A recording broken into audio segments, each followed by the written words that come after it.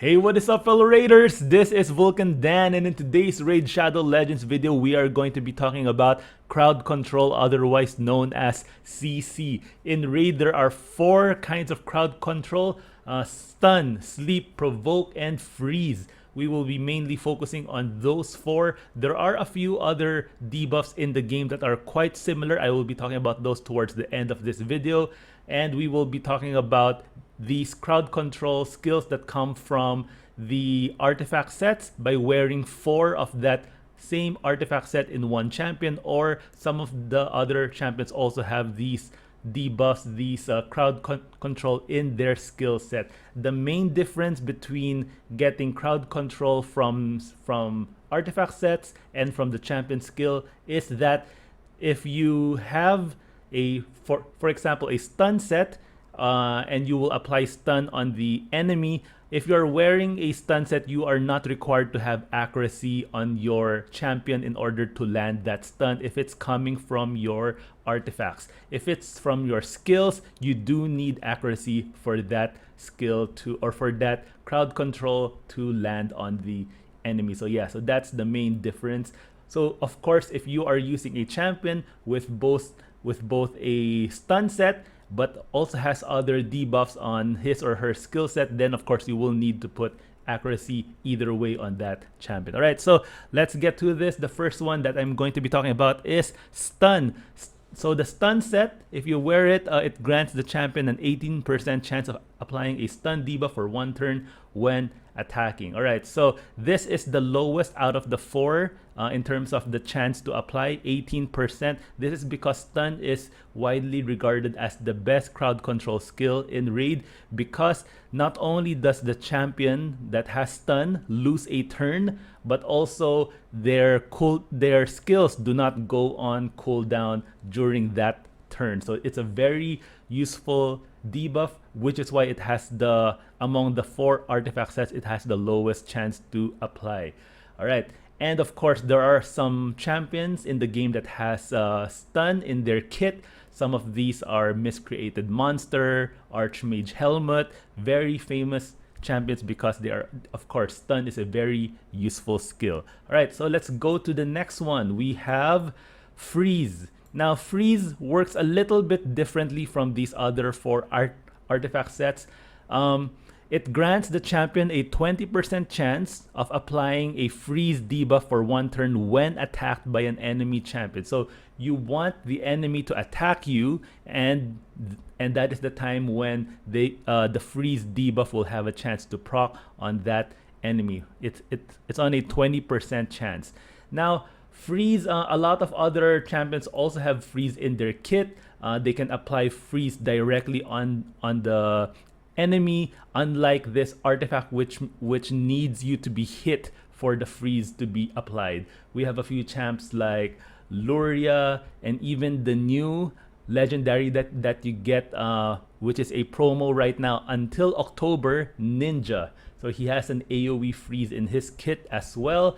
Now, freeze is kind of similar to stun, but when an enemy is frozen, they do receive less damage from your attacks. They only get 75% of the damage that you would normally do. So it's like having an ice armor around them, but they will still lose that turn. So even if they are receiving less damage because of the freeze, they still lose a turn. So it is still a very useful debuff.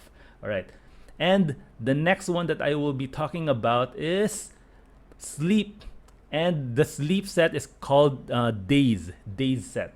All right, so the Daze set grants the champion a 25% chance of applying a sleep debuff for one turn when attacking. All right, so sleep is widely regarded as the weakest of the four debuffs. This is because while it does cause your enemy to lose a turn, when that champion is hit or receives damage before the sleep expires by taking a turn, that sleep will be removed, and the champion will in effect wake up and it will be like the champion did not even receive sleep in the first place. So yeah, so if you are using sleep, it is a good debuff and a good crowd control skill, but make sure you do not hit or damage that champion during that time when sleep is up on that champion. All right.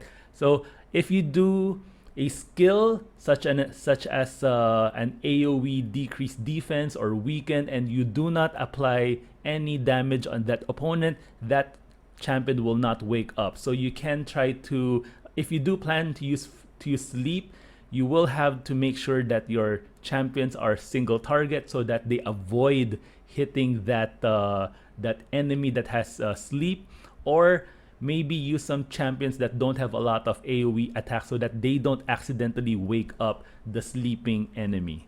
All right, so that's the Daze set. We also have this last one, which is Provoke, which is given by the Taunting set. All right, this grants the champion a 30% chance of applying a Provoke debuff for 1 turn when attacking. All right, so Provoke, unlike the other 3, Provoke will still the enemy that is provoked will still attack or have a turn during his or her turn, but he is only limited to his A1 or default skill and will only attack the champion that did the provoke.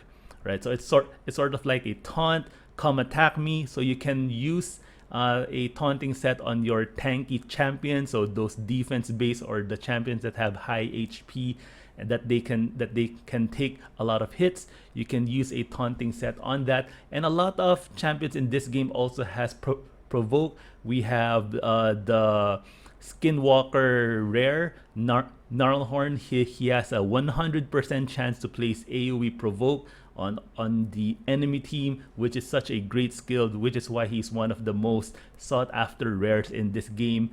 We also have Seeker. Seeker has a provoke on his A1, which makes it a very consistent provoke. And yeah, Taunting is a great set if you want to use. It has a very high chance of applying, unlike the 18% chance of a stun set. But remember that enemies that are provoked will still attack using their default skill. All right, so that is it. These are the 4 crowd control skills in Raid Shadow Legends, and of course it's up to you which one you want. Most of the time, stun is the set that is most often used in the game. Some also use taunting, but most of the time players would just simply rely on the provoke that is already existing on the champion skill set. And for the other 2, where are those? There you go. Freeze. The freeze set is not often used a lot in this game, but if you are going to use a frost set, you are going to put it on a champion that has AoE provoke.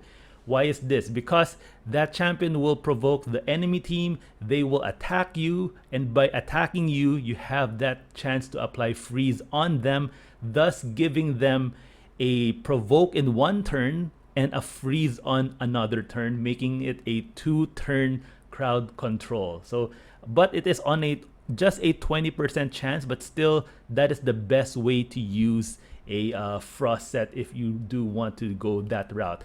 Daze set, not a lot of players like to use Daze set, even though it has quite a high chance to apply, 25%.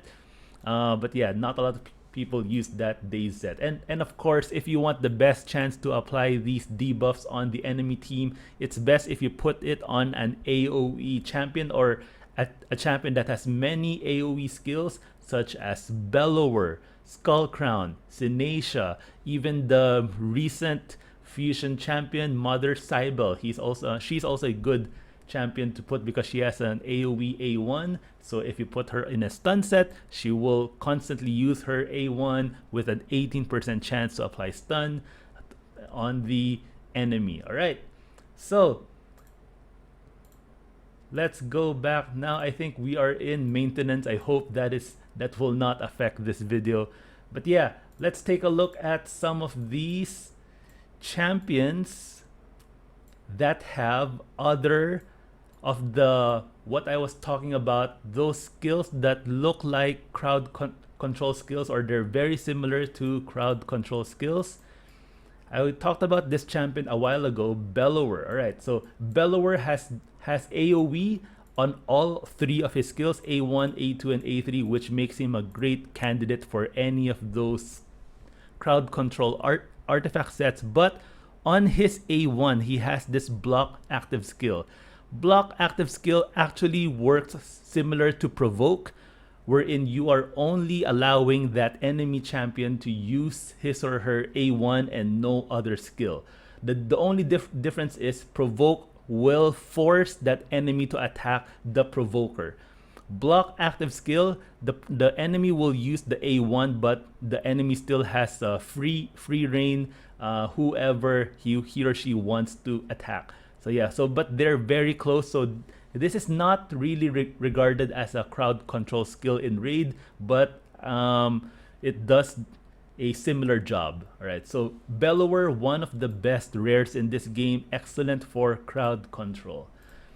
Also, there's another one that was not present at the beginning of the game when the game first launched, but they added it eventually during a Halloween event. And of course, let us use the Halloween champion to give this example. Harvest Jack. Harvest Jack has this debuff Fear on his A1 and True Fear on his A3. Now, Fear and True Fear are very similar to each other. Fear will give the enemy a 50% chance of losing his or her turn. And True Fear does the same thing, 50% chance of losing the turn, but if the champion is going to use one of his cooldown skills, so A2, A3, that skill, if the True Fear procs, that skill will go on cooldown. So not only does the champion lose a turn, but also will have to wait a full cooldown to use that skill again, and he will not even use the skill in the first place. So True Fear, definitely a very strong debuff in this game. It's not really counted as a crowd control skill because it's just a 50% chance. So there is a 50% chance that nothing happens. But yeah, if it does proc, it is one of the best skills in this game. All right, now I just also want to talk about one mastery that you might want to pick up. So let's take a look at my Bellower. There you go. If you're going to use one of the sets, one of the crowd control sets, you might want to pick up this tier 6 mastery in the defense tree, Fearsome Presence. It increases the chance of placing a stun, sleep, freeze, fear, true fear, or provoke debuff from skills or artifacts by 5%. So it raises that 18% from the stun set into 23%. That might not seem a lot, but that you will see the difference when you start using that champion in dungeons, in faction wars. 18% to 23% is actually a big jump. So this is one of the most used tier 6 masteries for if you are putting one of your champs in those artifact sets. Alright, so I hope you found this useful. I hope you learned a little bit about these crowd control skills in this game. If you have any questions about these, please put them in the comment section down below and I will help you out. Alright, thank you guys for watching, and I'll see you guys in my next video.